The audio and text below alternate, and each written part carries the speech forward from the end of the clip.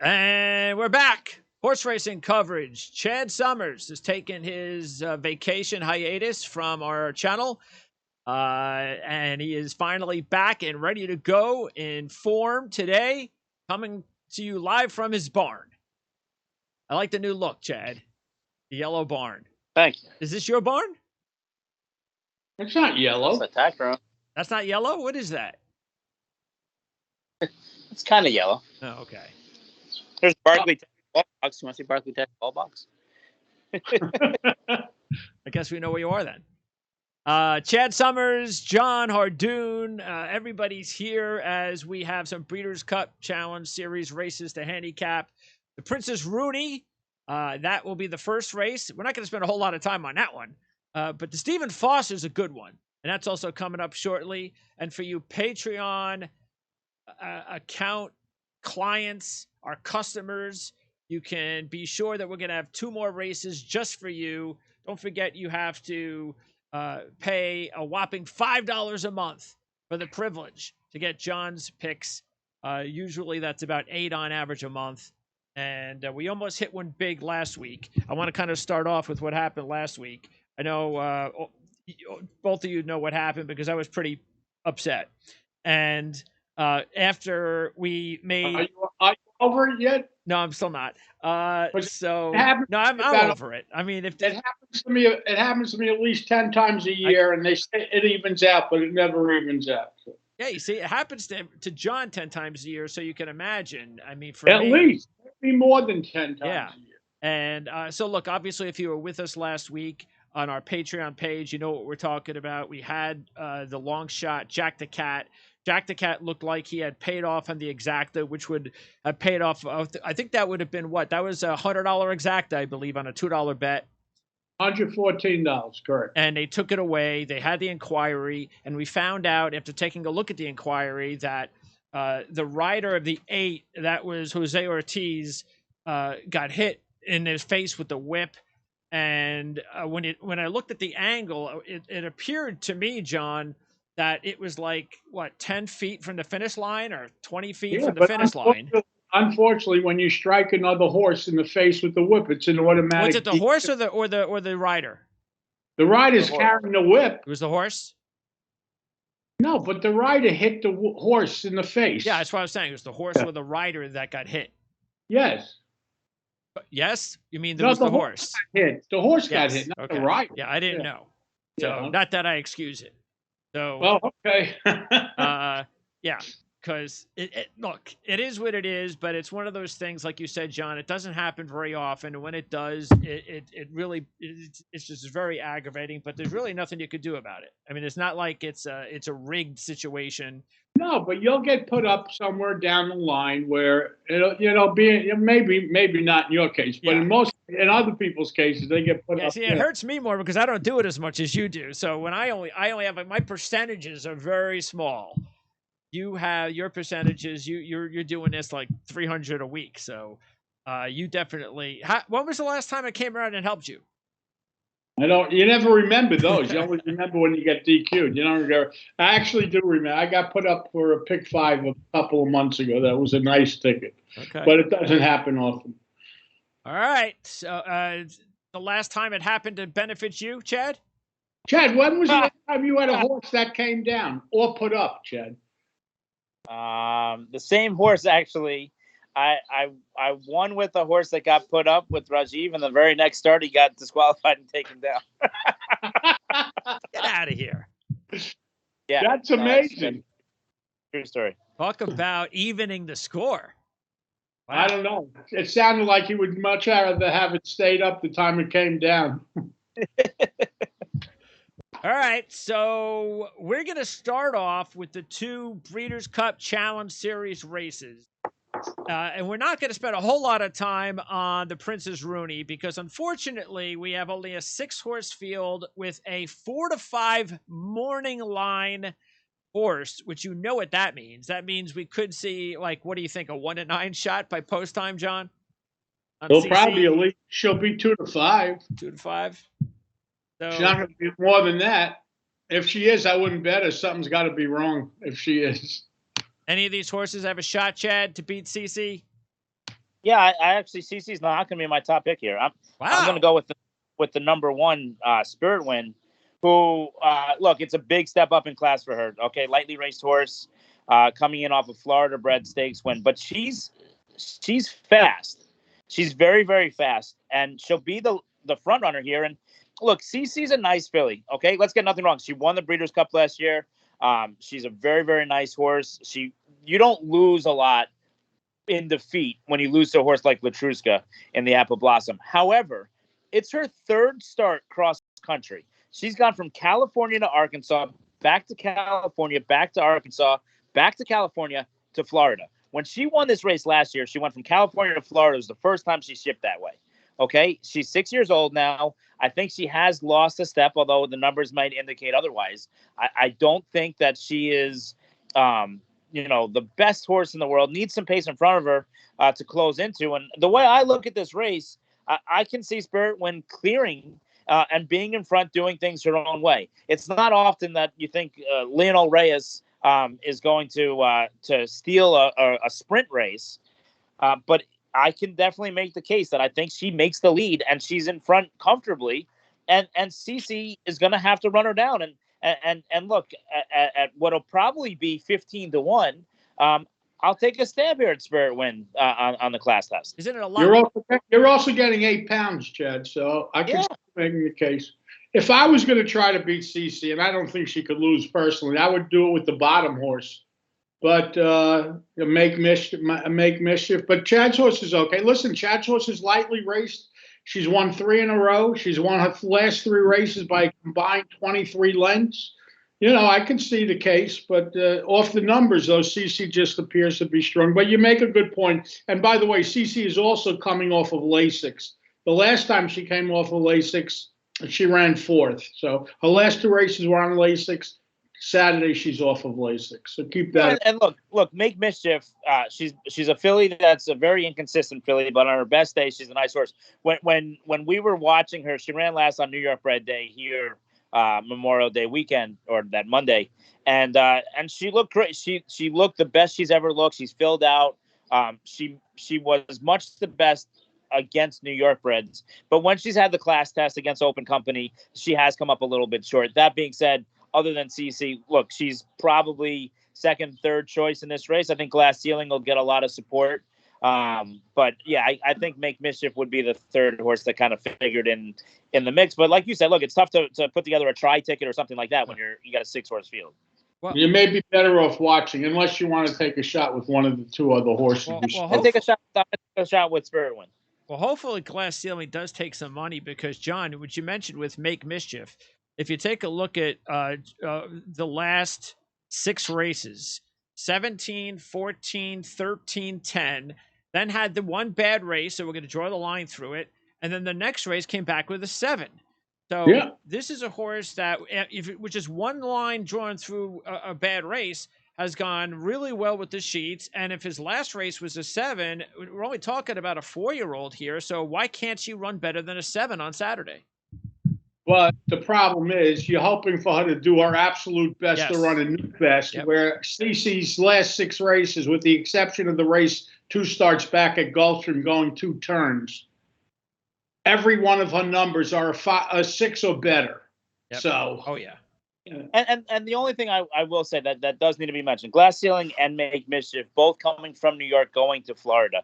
And one thing that people have to know is it's a lot easier to go from a warm climate to a cooler climate. And New York, believe it or not, has been cool. We had a lot of warm days. I know they have around the rest of the country, but New York's been relatively cool. It's not as easy to ship from cool to warm, especially when you're running without LASIK. So Glass Ceiling, Make Mischief, it's a little bit of a big ass. Make Mischief's been there a little bit longer. Glass Ceiling literally just left a few days ago. I think that plays against them too. CC is going from warm to warm. It's okay. The other horses are based in Gulfstream, but Chad, Make Mischief doesn't run on LASIK. She hasn't been on LASIK, No. It's not about being on LASIK. Oh, it's the heat? Going from cool to a warm climate and not having LASIK. Okay. I'm with you. All right, so that's the Princess Rooney. It's going to go off about 5:20 on Saturday, but it's Gulfstream, so 5:30. They've gotten a little bit better, John. They're much better this year than they've been in the past. All right. Now Next. comes one of the other big races, the Breeders' Cup Challenge Series races. Race 9 at Churchill. Race 10 at Churchill. And that is the Stephen Foster Stakes. This is a grade 2, 4-year-olds and up. So this is race 10. Should go off about 5:47 on Saturday. And we'll start with the 1, Cattle River. And Cattle River, take a look at, now this has got to be in our exactas. It will be in mine, that's for sure. You take a look last year, you ran into these big races, grade 1, 2 grade 1s and a grade 2. This Nat I'm going to kill. And didn't do anything. You know, the sheets weren't very good. The results weren't very good. So all of a sudden this year, 19, 9, 8, 4, bounced a little bit to a 6. So it's much better this year. But now, all of a sudden, the Cattle River gets to go back with the big boys in the big stakes race. So, but we only care about the sheets. And the sheets, John, say 6 and 4, last 2, and I'm getting 10 to 1. Yeah, but listen, at 10 to 1, you're obviously going to use this horse. But he did get good after getting Lasix. He got Lasix for the first time with the 14 last year. And after that, he's improved with each start. But he's allowed to improve with each start because he's a 4-year-old. Listen, at 10 to 1, you don't ask questions, you use them, but, whatever. Ed? My concern with Cattle River is twofold. One, he seems to run his best races with a little bit more space in between. And the second thing is, and I'd be very interested to hear Jonathan's take on this, okay? Cattle River is a horse that appears to be really, really talented when the competition isn't as good as him. When he's the best horse in the race, he looks like a wonder horse. When he's run against tougher, granted, it was last year, so maybe he has just improved from 3 to 4, but he was an average horse against better horses last year. This is a class test. This is the toughest field he's ever faced in his life.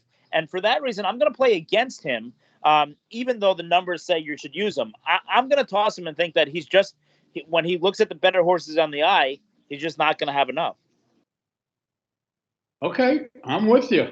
I mean, listen, I've never met a horse that knows how to read a form, so he doesn't. Listen, I'm telling you, I've seen this for years. Believe it or not, you'll see horses, and a lot of times it'll be like you'll see a horse who's had a lot of success in State Fair company and then goes to open horses and stuff like that. It's not reading the form. Like Cattle River's not going to sit there and be like, oh, damn it, American Revolution won the Carter last year. Mandolin was put up in the Derby. Like, I get that. But when they look at horses, and if they're bigger than them or they're more intimidating or whatever the case may be, I mean, it's not the movie Let It Ride or stuff like that. But I do think that they could be intimidated by other horses. And Cattle River, when he's run against better class, he just hasn't performed as well. Okay. We'll see on Saturday. That's interesting. Listen, he's 10 for 13 in the money. You have a big advantage breaking from the rail at 1 1/8 at Churchill, I think. See, the reason I like the race is because I don't like Mandolin, who I know will be a short price. And I would take a shot against Mandolin personally. All right. Well, the 2 is not one of the top 2 choices, but the 3rd choice, American Revolution at 7 to 2. This is a Pletcher horse. By the way, Pletcher not having a great typical Pletcher meet so far. 5 out of 8 wins for this horse. And last year, 11, 9, 8, 2 5s. Starts the year with an 8 and a very disappointing 4th place finish last month.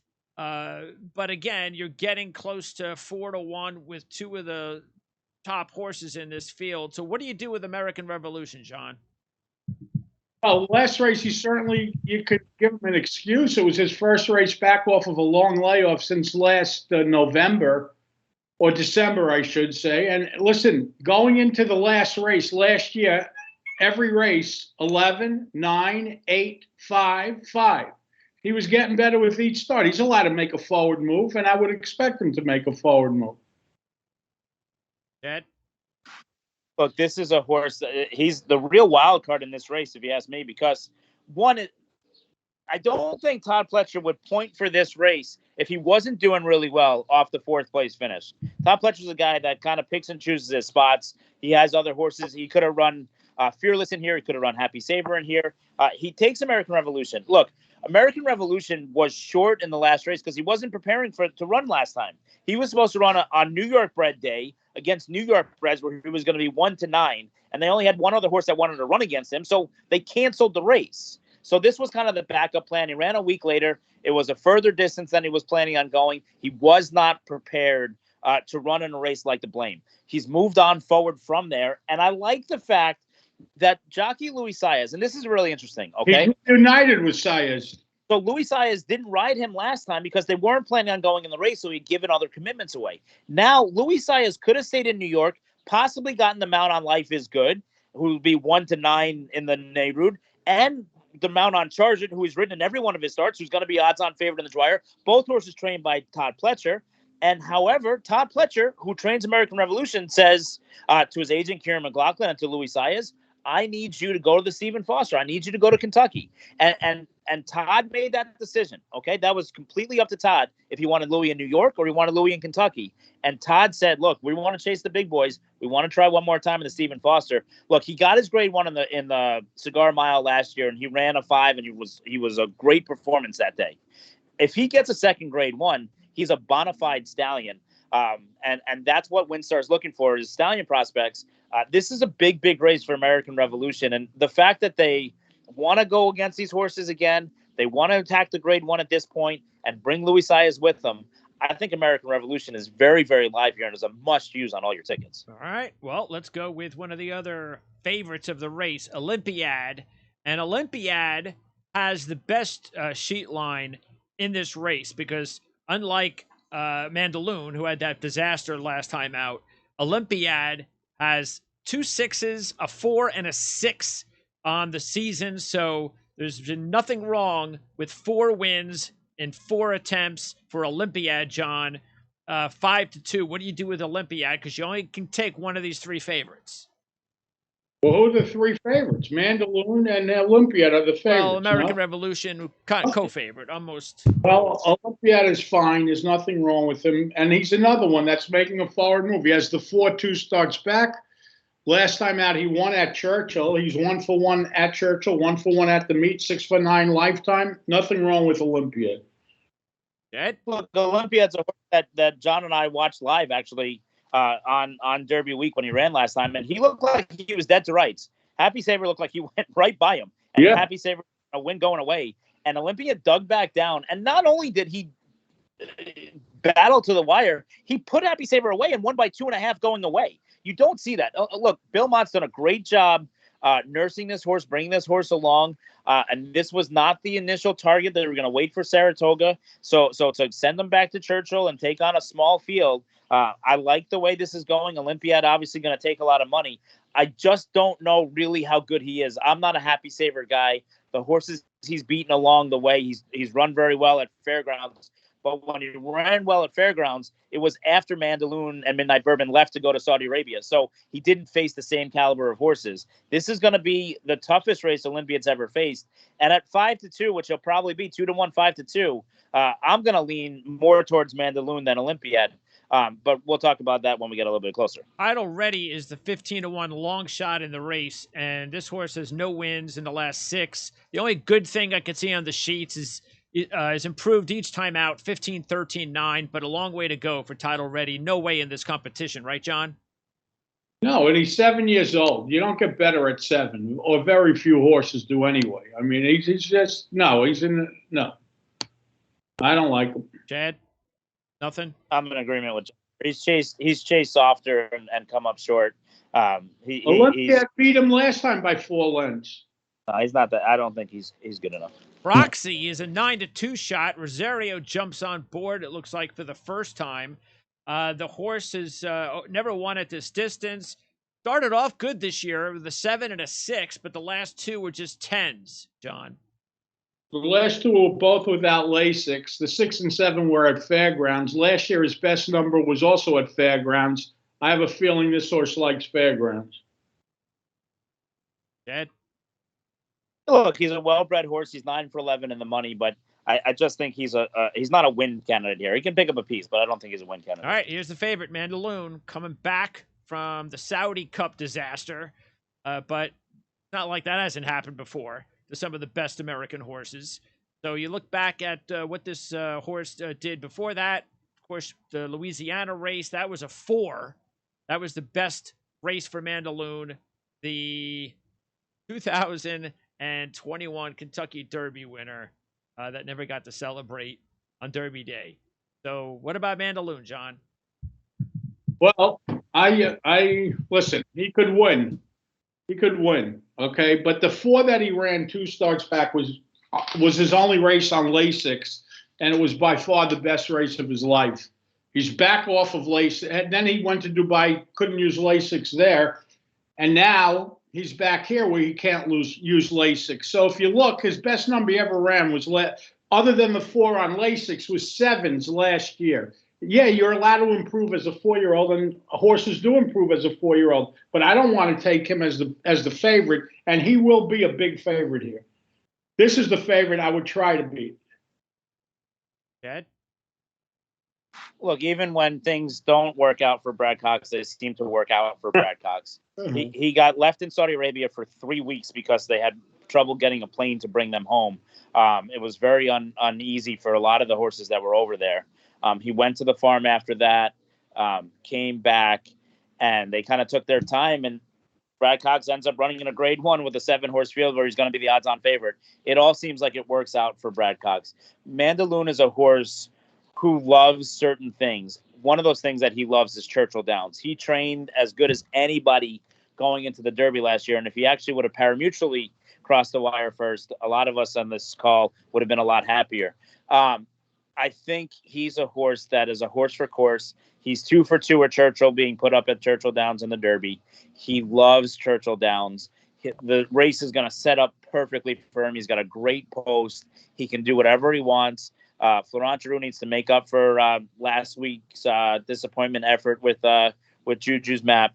I think Mandolin wins this race and wins this race convincingly in this field. I think he's better this year than he was last year. I think he was 80% when he won that race at Fairgrounds. Look, Brad struggled internationally. He struggled with Nick Sko last year. But when Nick Sko came back and Nick Sko was right again about this time of the year, he won the Cornhusker and then didn't look back on route to winning everything else in sight, including the Breeders' Cup Classic.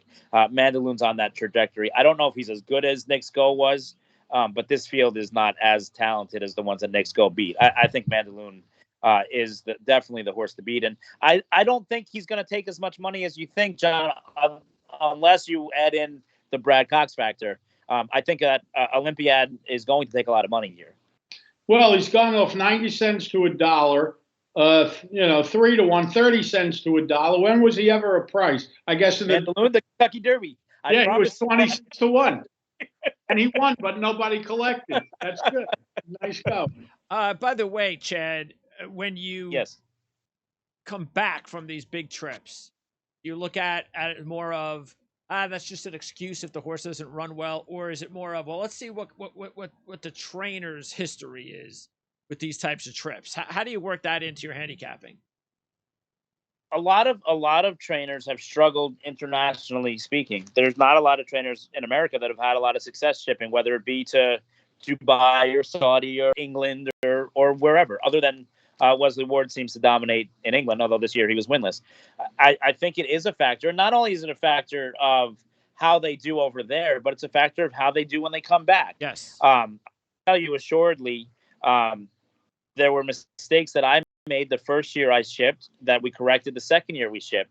And even though, like Mind Your Biscuits was able to win his first start back in 2017, and he ran second, beating a nose in the Met Mile in 2018. How much time did he have off, Chad, when you brought him back when he won? So when he won, he was off until literally the John Nehru, which was called the Belmont Sprint Invitational, which is run on Saturday. So the timing wise is fine. So he didn't answer the question. How much time off did he have when you won the race? He was at TaylorMade for 45 days. Okay. 45 days. That's a popular number with time off for horse. Hardoon had 3 weeks in Saudi Arabia after the race, not by his own choosing, where they weren't training because everybody left. There was one groom taking care of all the horses. There was no riders there. There was no anything. So he was on vacation. He was literally on vacation. He was on vacation, and then he went for another vacation, and he came back. And look, I think Brad Cox is a really, really smart guy. And he learned from the experience with Nick's goal last year when he ran back in the Met Mile and actually probably ran terrible in the Met Mile. But I think he's learned, and the fact that he's coming out of his own stall at a track that he loves goes a long way. And look, there are times when you sit there as a gambler, like you two guys are, and you say, I don't want to take 4 to 5. I don't want to take 3 to 5. But there are times where 4 to 5 is not a bad wager. I know a lot of people that were betting the Stanley Cup. You're getting 4 to 5 on either team you wanted in there. And if you're right, you're right. It's a small field, and he's a horse that if he's as good as he's supposed to be, and I understand what you're saying, John, like American Revolution's numbers, the 2 5s he ran last year, arguably are better than anything he ran without Lasix last year, and they're both 3-year-olds. But Mandolin has the home field advantage, and I think that has a lot to do with this. All right, the 7 Last Samurai doesn't really have a shot. The sheet line is very similar this year to the 4 Title Ready, so nothing with Last Samurai, John? First time Lucas. You're the Lucas fan. No, he's too slow. But it is. I don't even know if that's a positive. I would treat that probably as a negative training change, to tell you the truth, even though it's first time Lucas. Dallas Stewart's very good. Yeah, it doesn't say how Lucas became the trainer. Do you know how, Chad? Lucas became the trainer because Dallas Stewart got into a fight with the owner. And Lucas, who Dallas Stewart worked for a long time, said, yeah, give me your 13 horses. I'll take them. Look, I think Lucas is at a stage in his life where he's not going to say no to a lot of things. He has a really nice 2-year-old now that broke their maiden last week, too. Look, he knows he's more on the back 9 than the front 9, and he wants to be in these races. Lucas forever loved running in these big races, and Willis Horton's a guy who's had success. This horse deserves to be in this race off the last win. It's just, believe it or not, probably a little too short for him. His best races come a little bit further distance. I don't think he's a win candidate here, but why not? Look, I'm surprised, although not, because this industry will do this to you, that Lucas agreed to take horses from one of his proteges. But I guess Lucas just doesn't care. All right, pick time as the phones start to ring. All right. I like the 3 Olympiad. I would use them with the 1 and 2, trying to beat Mandolin. But obviously, what Chad made a case for Mandolin, and if he won, it would be no surprise. I like 3 with 1, 2. Chad? I like the Mandolin with American Revolution and Olympiad. I think you have to use just because he just always shows up. All right, and I'm gonna take that 1, and I'm gonna put that 1. Probably with the 3 and maybe the 6 if I can get some halfway decent odds in an exacta. But Caddo River, I want to try to make some money in an exacta with that horse. The other Cox horse in the race. There you go. Yeah, that's it. All right, now these next 2 races are for our Patreon customers only. So everybody out there that has been with us for almost a half hour, we're gonna say goodbye to you. But as far as our Patreon customers, we're going to continue on. And again, if you want to become a Patreon customer, it's very simple. Just visit the page, patreon.com/PrimeSN, as little as $5 a month, and you get every show that we post on the channel. Okay. The exacta in the 9th race to Churchill will pay more than $5. So you guys should just buy. That's right. So let's that's a nice teaser. So see ya, everybody.